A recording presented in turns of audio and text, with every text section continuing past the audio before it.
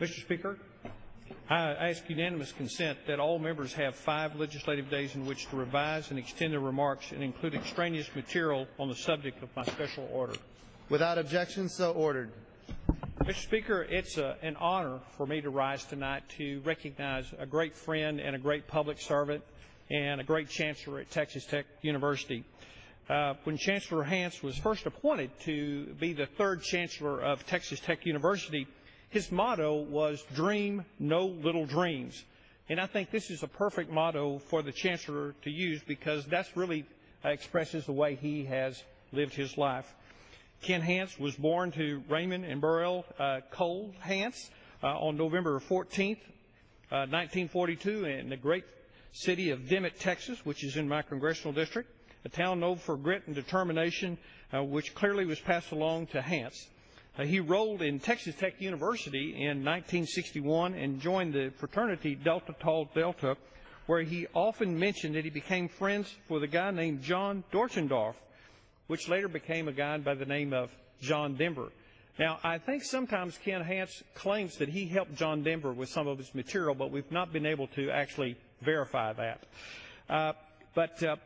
He became friends with John Denver, but then Hance graduated from Texas Tech in 1965 and with a business degree.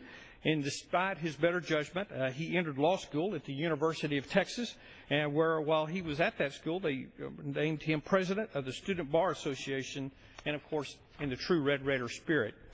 After graduating with his law degree, he returned to West Texas to practice law and to teach business law at Texas Tech. While teaching, undoubtedly the most momentous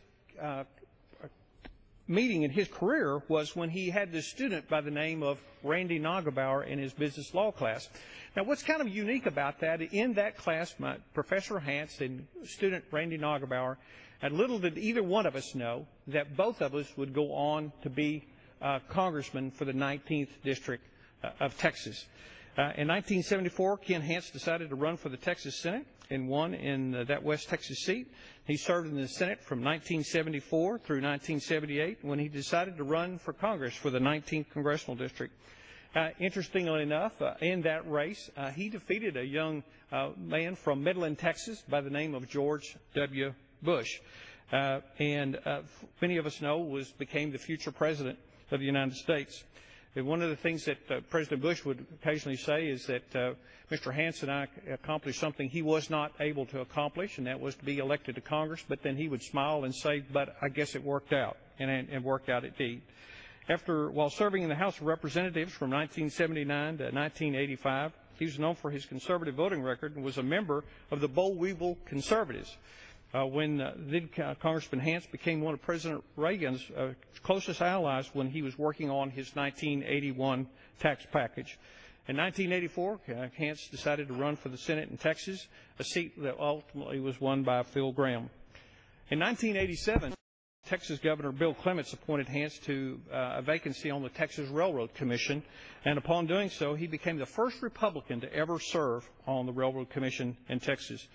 Due to his successes on the commission, he was reelected in 1988, and in 1989, he was elected chairman of the Railroad Commission. After stepping down in 1990 from his commission, he continued to practice law, and in 2006, Ken Hance was chosen to become the 3rd chancellor of the Texas Tech University system. When appointed to the position of chancellor, began implementing the motto, as I mentioned in the earlier, "Dream no little dreams." And no little dreams did Ken Hance have for Texas Tech University. He said he was going to raise $1 billion and began a fundraising campaign to do that, the largest one in the school's history. Additionally, Hance decided to grow the university from 40 to 40,000 students by 2020 to meet the demands of a growing state.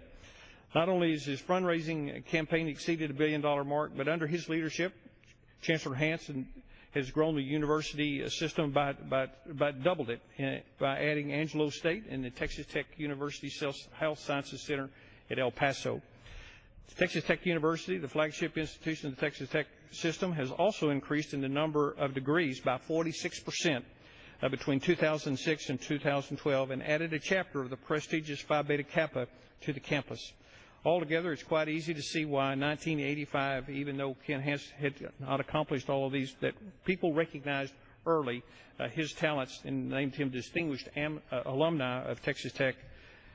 On October 11, 2013, unfortunately, Ken Hance announced that he would be stepping down as Chancellor while at Texas Tech in West Texas would be losing one of his best advocates.